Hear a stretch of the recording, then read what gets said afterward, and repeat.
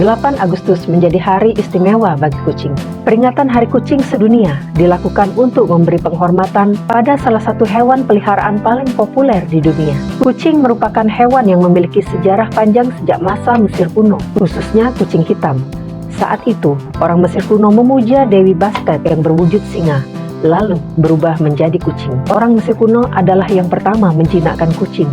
Dan kucing jinak paling awal berasal dari pemukiman kuno Hierakonpolis 3800 sampai 3600 sebelum Masehi. Hewan kesayangan Rasulullah ini memiliki hidung sama uniknya dengan sidik jari kita. Tidak ada dua kucing punya sidik hidung yang sama, meskipun berasal dari satu induk.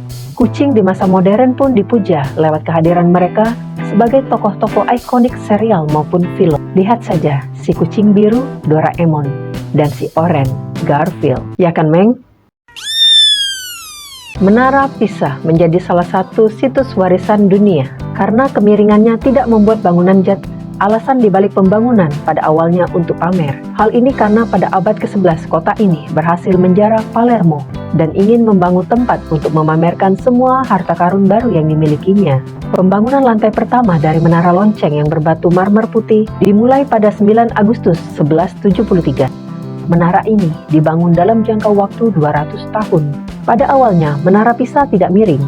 Kemiringannya terjadi karena buruknya tanah di bawah menara yang membuatnya menjadi miring ke arah utara. Bahkan kemiringannya mencapai 5,5 derajat. Tidak hanya miring, menara ini memiliki struktur yang melengkung. Untuk mencapai menara setinggi 55 meter ini, terdapat 296 anak tangga yang harus didaki untuk mencapai puncak dan menikmati pemandangan kota dari atas menara. Museum paling banyak dikunjungi?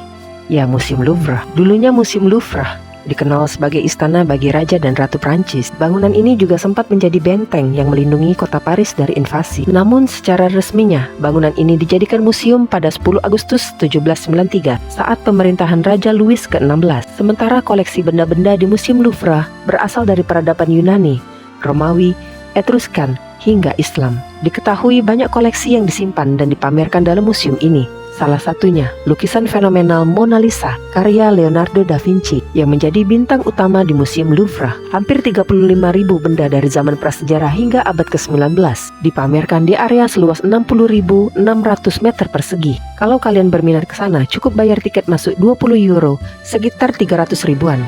Tapi dibutuhkan 100 hari untuk melihat semua koleksi Museum Louvre. Menarik.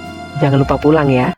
Sebuah penjara dengan keamanan paling ketat resmi dibuka untuk tahanan sipil pada 11 Agustus 1934. Penjara itu terletak di tengah Teluk San Francisco, California, Amerika Serikat. Alcatraz yang dulunya merupakan benteng pertahanan militer dirancang untuk menahan tahanan paling berbahaya dalam sistem hukum Amerika Serikat. Penjara ini mengklaim tidak ada satupun narapidana yang berhasil meloloskan diri, meskipun ada saja penghuninya yang berupaya meloloskan diri. Itu legendanya. Selama 29 tahun, Alcatraz menampung lebih dari 1.500 narapidana terkenal kelas kakap, seperti Al Capone, Robert Franklin Stroud, dan Alvin Karpis.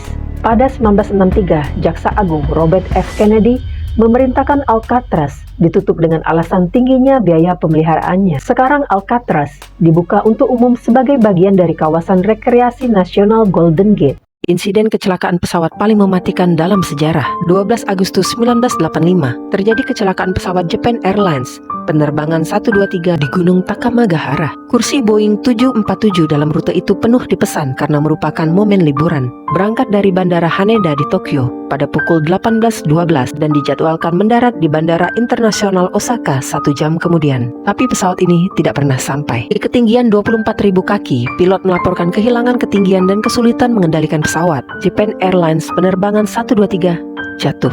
Kecelakaan itu disebabkan oleh sirip ekor yang hilang yang kemungkinan melemah secara struktural karena seringnya pendaratan dan lepas landas. Upaya penyelamatan dipersulit oleh lokasi yang terpencil dan berbahaya dari lokasi kecelakaan itu. Kru penyelamat darurat mencapai daerah itu hampir 14 jam. Dari 524 penumpang di pesawat, 4 orang selamat. Kecelakaan ini adalah tragedi Titanic milik Jepang dalam dunia penerbangan. 13 Agustus diperingati sebagai Hari Kidal Sedunia. Hari Kidal Sedunia diprakarsai oleh Dean R. Campbell, pendiri Left-Hander Club pada 1976 untuk meningkatkan kesadaran akan kelebihan seorang kidal, juga bertujuan penghilang stigma negatif yang melekat pada seorang kidal. Sebab pada 1600-an, orang kidal dianggap bersekongkol dengan iblis. Penelitian menunjukkan bahwa 10-12% populasi dunia adalah seorang kidal. Meski sebagian kecil, namun sosok kidal tidak sedikit yang menjadi tokoh penting. Di antaranya Barack Obama, Mark Zuckerberg, dan Leonardo da Vinci. Pengguna tangan kiri terbukti lebih kreatif mencari ide-ide baru. Hal ini terjadi karena terbiasa hidup di dunia yang berisi peralatan bagi si dominan tangan kanan, sehingga mereka terbiasa berpikir kreatif untuk membiasakan diri. Sebuah studi membuktikan orang kidal lebih banyak mengalami gangguan tidur dan sering mendengkur daripada mereka yang menggunakan tangan kanan. Yang kidal, komen di bawah ya. Prancis menjadi negara pertama yang mengenalkan plat nomor kendaraan pada 14 Agustus 1893 di bawah era polisi ordonansi Paris. Tujuannya memperluas persyaratan untuk moda transportasi yang ditarik kuda ke kendaraan bermotor yang lebih modern. Langkah itu diikuti oleh Jerman, bahkan Belanda lebih maju, menjadi negara pertama yang mendaftarkannya secara nasional. Peraturan ini kemudian menular ke negara jajahan Belanda, salah satunya Indonesia. Seperti yang berlaku di Belanda saat itu, untuk memudahkan pendataan kode kendaraan menunjukkan wilayah atau keresidenan yang ada di Indonesia saat itu. Maka tidak mengherankan kalau kode plat nomor Indonesia agak unik sampai sekarang.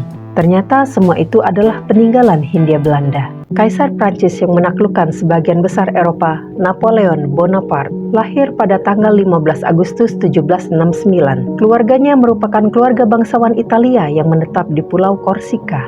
Pada awal karir militer, dia memimpin pasukan Prancis dalam pertempuran di Italia dan Mesir. Ia dikenal karena kemenangannya dalam pertempuran Piramid. Setelah merebut kekuasaan politik di Prancis dalam kudeta tahun 1799, ia menobatkan dirinya sebagai kaisar pada tahun 1804 di usia 35 tahun. Napoleon berhasil memperluas kerajaannya baik dengan diplomasi maupun peperangan. Pencapaian lain yang membuat dirinya menjadi tokoh berpengaruh dunia barat adalah Kode Napoleon. Undang-undang ini menghapus aturan lama di mana laki-laki harus setara dengan kaum bangsawan. Setelah kekalahan telak di pertempuran Waterloo, dia diasingkan ke pulau terpencil Saint Helena, di mana dia meninggal pada usia 51 tahun.